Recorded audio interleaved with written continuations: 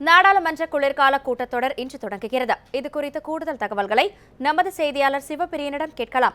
வணக்கம் சிவபிரியன், நாடாளுமன்ற கூட்டத்தொடரில் இன்றைய நிகழ்வுகள் குறித்து சொல்லுங்க.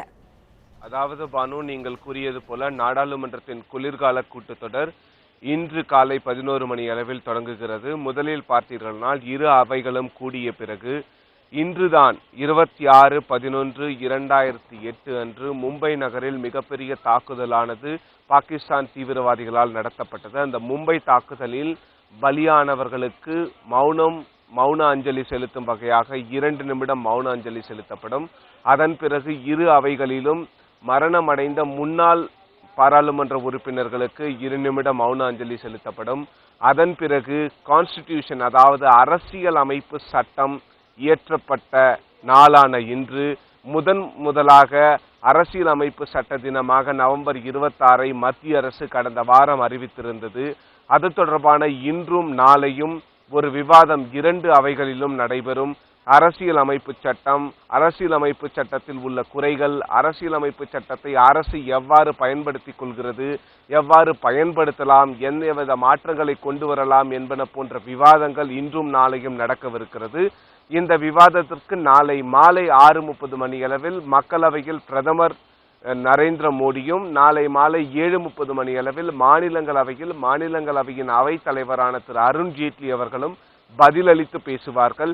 இதில் குறிப்பிட வேண்டிய விஷயம் என்னவென்றால், அரசியலமைப்பு சட்டத்தை இயற்றிய சட்ட மேதையான B.R. அம்பேத்கர் அவர்களின் 125வது பிறந்த நாள் விழாவும் இந்த ஆண்டு கொண்டாடப்படுகிறது. அதை போற்றும் வகையில் தான் இந்த 2 நாள் அரசியலமைப்பு சட்டத்தை பற்றி விவாதிக்க நாடாளுமன்றத்தின் இரு அவைகளும் முடிவு செய்தன. 11 மணிக்கு கூடிய பிறகு 11 மணியிலிருந்து 12 மணி வரை கேள்வி நேரம் நடைபெறும். 12 மணி முதல் இந்த விவாதமானது தொடங்க வாய்ப்பு இருக்கிறது. அசாராபானு, இதில் முக்கிய விஷயம் என்னவென்றால், காங்கிரஸ் மற்றும் எதிர்க்கட்சிகள், இடதுசாரிகள் போன்ற எதிர்க்கட்சிகள் இந்த அரசியலமைப்பு சட்டத்தின் விவாதத்தை வேறு விதமாக கொண்டு செல்ல முடிவு செய்திருக்கிறார்கள். என்னவென்றால், அவர்கள் கூறுவது என்னவென்றால், மோடி அரசானது அரசியலமைப்பு சட்டத்தை மதிக்கவில்லை. இந்தியா ஒரு மதச்சார்பற்ற நாடு, செக்குலர் நேஷன் என்று சொல்லப்படுகிற இந்த நாட்டில் இந்து மக்கள் மட்டுமே வாழக்கூடும். இஸ்லாமினத்தை சேர்ந்தவர்கள் பாகிஸ்தான் செல்லலாம் அல்லது வேற எங்காவது செல்லலாம் என்று அசாம் மாநில கவர்னர் உள்ளிட்ட RSS தலைவர்கள் கூறி வரும் இந்த நிலையில், பாரதிய ஜனதா அரசானது அரசியலமைப்பு சட்டத்தை மதிக்கவில்லை, அரசியலமைப்பு சட்டத்தை அவமதிக்கிறது என்று இந்த விவாதத்திலேயே இந்த சகிப்புத்தன்மை பற்றியும் மாட்டிறைச்சி விவகாரத்தை அனைத்து விஷயங்களையும் இந்த விவாதத்திலே கொண்டு வர காங்கிரஸ் மற்றும் எதிர்க்கட்சிகள் முடிவு செய்துள்ளன. இதனால் கூச்சல் குழப்பம் நிலவலாம் என்ற ஒரு அச்சமும் ஏற்பட்டுள்ளது. பானு, பிரியன் சொல்லுங்க, இந்த கூட்டத்தொடரில் என்னென்ன மசோதாக்களை நிறைவேற்ற மத்திய அரசு முனைப்புடன் உள்ளது?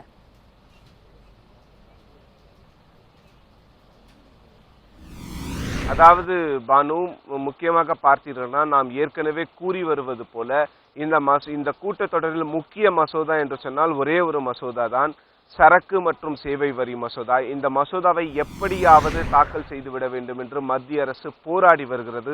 முயற்சி என்று கூட நான் சொல்ல மாட்டேன், மத்திய அரசு போராடி வருகிறது. காங்கிரஸ் உள்ளிட்ட எதிர்க்கட்சிகளின் ஆதரவை மத்திய அரசு நேரடியாகவும் மறைமுகமாகவும் கோரியுள்ளது. நேற்று அனைத்து கட்சி கூட்டத்தில் பேசிய பிரதமர் நரேந்திர மோடி சரக்கு மற்றும் சேவை வரி தொடர்பான அனைத்து விவகாரங்களையும் பேச நிதியமைச்சர் தயாராக இருப்பதாகவும், எந்த ஒரு மாற்றத்தை காங்கிரஸ் உள்ளிட்ட எதிர்க்கட்சிகள் கூறினாலும் அதை ஏற்றுக்கொள்ள தயாராக இருக்கிறதாகவும் கூறினார். இதற்கு காரணம் என்னவென்றால், நான் நம்முடைய நேயர்களுக்கு சொல்ல விரும்புவது என்னவென்றால், இந்த மசோதா இந்த நேரத்தில் கண்டிப்பாக தாக்கல் செய்தாக வேண்டும். ஏனென்றால் ஏப்ரல் 1, 2016 முதல் இந்த சரக்கு மற்றும் சேவை வரியை அமல்படுத்த மத்திய அரசு முடிவு செய்துள்ளது. அந்த அமுல்படுத்தப்பட வேண்டும் என்றால் ஏப்ரல் 1 முதல் இந்த மசோதாவானது இந்த கூட்டத்தொடரில் நிறைவேற்றப்பட்டு, ஏனென்றால் இது ஒரு அரசியலமைப்பு சட்டத்தில் கொண்டு வரப்பட வேண்டிய மாற்றம். இதை 15 மாநில சட்டசபைகள் இந்த மசோதாவை நிறைவேற்றிய பிறகுதான் இந்த மசோதாவானது ஒரு சட்டமாக வந்து அந்த சட்டம் அமுல்படுத்தப்படும். இப்படிப்பட்ட ஒரு நிர்பந்தத்தில் இந்த அரசு இருப்பதால் அனைத்து அவர்களுடைய எல்லா எஃபர்ட்ஸும் வந்து இந்த மசோதாவை தாக்கல் செய்வதில் மட்டும்தான் இருக்கிறது. அது மட்டுமல்லாமல் சில மசோதாக்களான ஊழல் தடுப்பு சட்ட தடுப்பு சட்டத்தின் திருத்த மசோதா, HIV எய்ட்ஸ் மசோதா உள்ளிட்ட பிறகு ரியல் எஸ்டேட் ரெகுலேஷன் பில் உள்ளிட்ட பல மசோதாக்கள் இருக்கின்றன.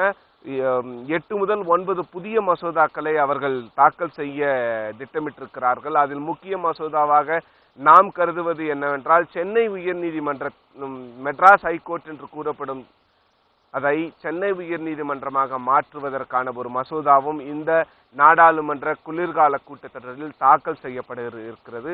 ஆனால் முக்கியமான மசோதா என்று சொன்னால் சரக்கு மற்றும் சேவை வரி மசோதா.